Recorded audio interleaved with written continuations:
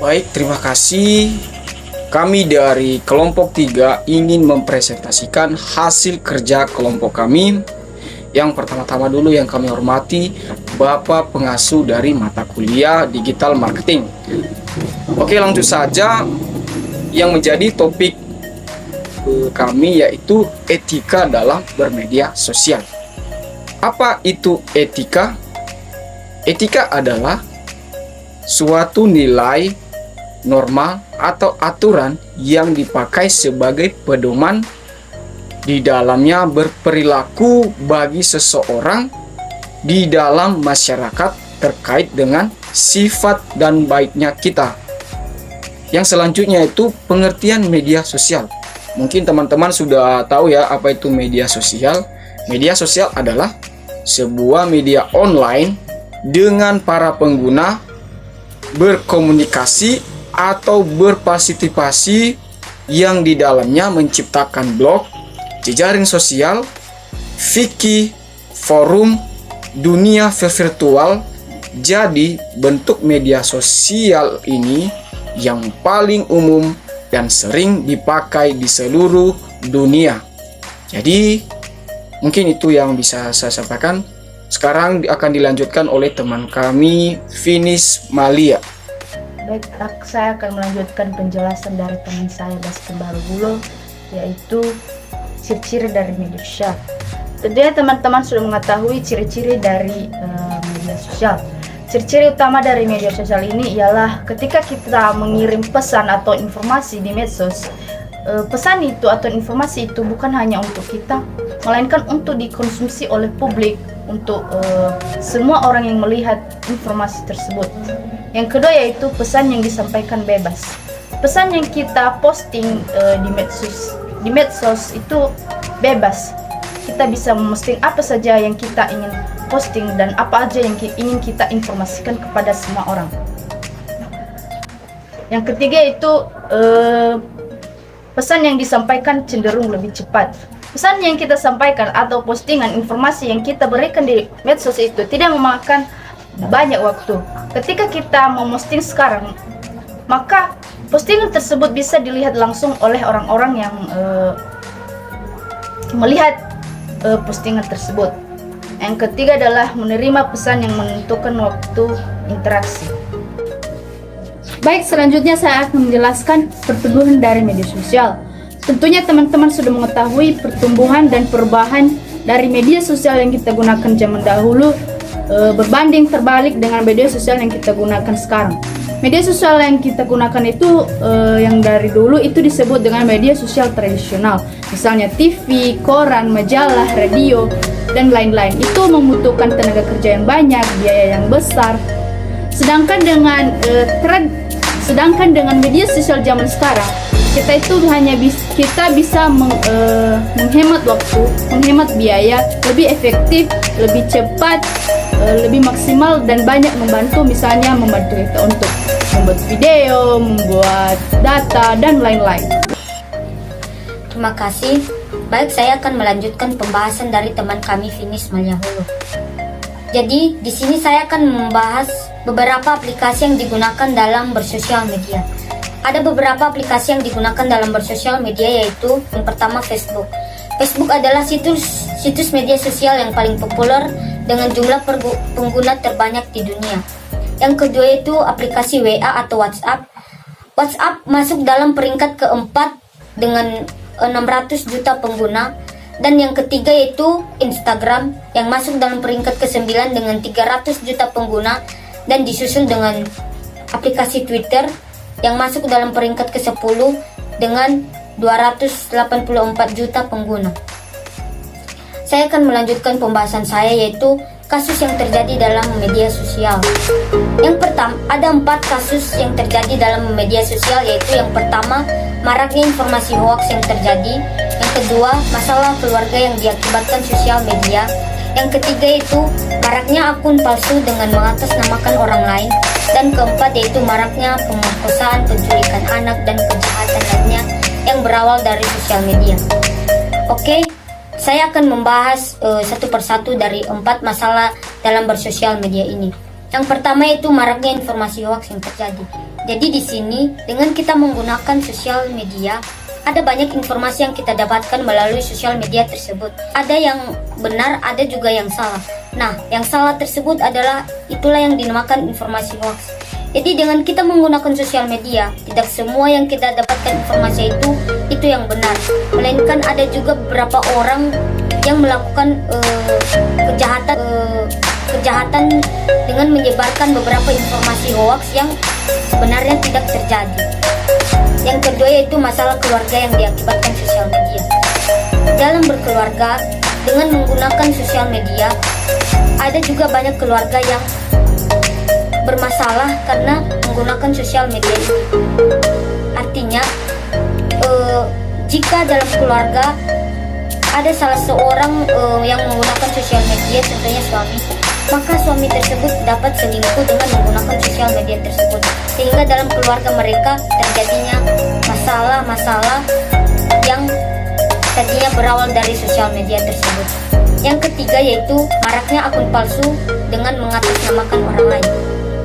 Artinya di sini ada banyak orang yang juga menggunakan akun palsu dengan mengatasnamakan orang lain, sehingga banyak data orang yang tidak benar yang telah menggunakan sosial media tersebut.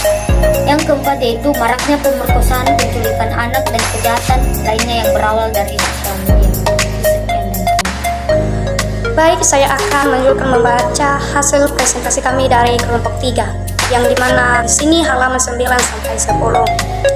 Di sini kita akan membahas etika dalam menggunakan media sosial. Nah, kita lebih tahu dalam menggunakan jejaring sosial, kita diberi kebebasan berbagi informasi atau berkomunikasi dengan siapa saja. Kebebasan ini bukan berarti tidak ada etika dalam mengatasi mana yang boleh dan mana yang tidak boleh.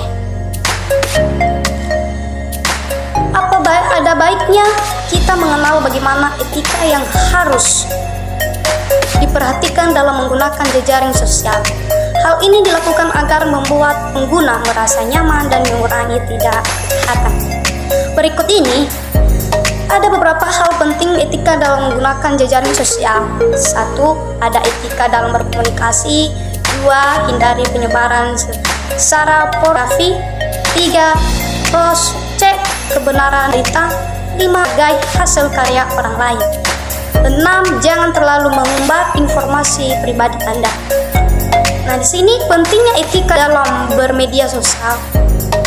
Disinilah peran penting etika dalam bermedia sosial, yaitu sebagai pedoman, batasan atau aturan kita dalam melakukan interaksi dengan orang lain. Juga supaya nantinya apa yang kita lakukan di media sosial tidak menimbulkan masalah dan efek yang buruk di kemudian hari kita. Adanya etika berasal media itu karena supaya nantinya para pengguna merasa nyaman, aman, dan senang ketika menggunakan sosial media. Sekian, terima kasih hasil presentasi kami dari kelompok 3.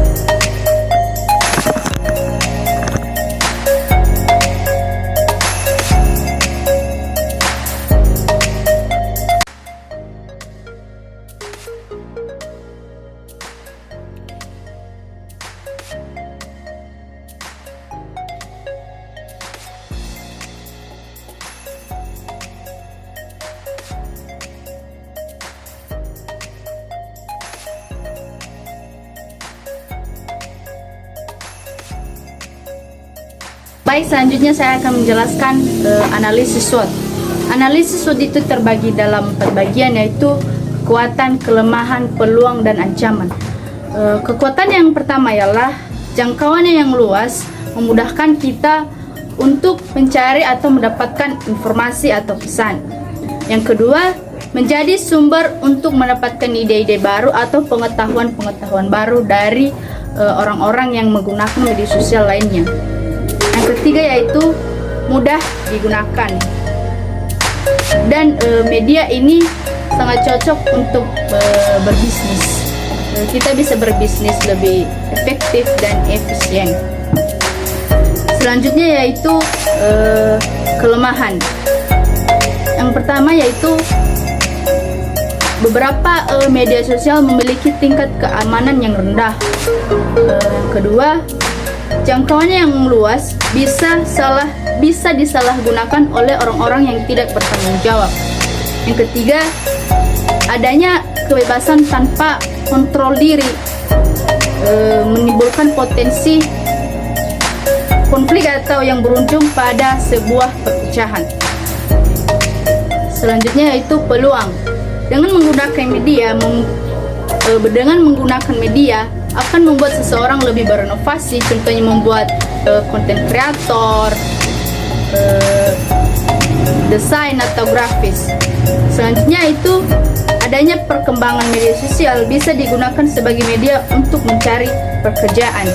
Dengan menggunakan media sosial, maka kita dengan mudah mendapatkan kerja atau mencari lowongan kerja. Selanjutnya yaitu kelemahan. Selanjutnya adalah kelemahan. Kelemahan dari menggunakan media sosial ini sering terjadi, misalnya penipuan online. Penipuan online dilakukan oleh orang-orang yang tidak bertanggung jawab. Yang kedua yaitu pencurian data. Pencurian data ini terjadi karena kurangnya keamanan dan media sosial bisa diakses oleh orang-orang yang ingin mencuri data-data kita. Selanjutnya yaitu terjadinya kecanduan yang berlebihan. Kita bisa menjadi candu dengan media sosial hingga lupa kewajiban-kewajiban kita yang harus kita lakukan. Baik, tadi teman kami Finis Malia telah menjelaskan mengenai analisis SWOT, dan saya akan melanjutkan yang mengenai strategi SWOT atau yang menjadi weekends opportunity, peluang dan kelemahan dalam weekends opportunity. Yang menjadi kekuatan dalam weekends opportunity yaitu di mana kekuatan utama dalam perkembangan media sosial saat ini. Dan yang menjadi weekends opportunity kelemahan yaitu yang menjadikan kelemahan adalah memberikan nilai negatif dalam perkembangan media sosial yang semakin canggih. Selanjutnya yaitu strategi strength atau yang menjadi peluang dan ancaman. Pertama, strategi strength atau yang peluangnya adalah atau kesempatan berkembang di kemudian hari, bahkan bisa menjadi mata pencarian dalam berbisnis di media sosial. Yang menjadi kelemahan dalam strength ini adalah yang menghambat laju perkembangan media sosial seperti lambatnya jaringan internet, kegagalan dalam bermedia sosial, dan tidak adanya mengelola media sosial. Mungkin itu saja yang bisa saya sampaikan. Kami dari kelompok 3 saya ucapkan terima kasih. Yahoo.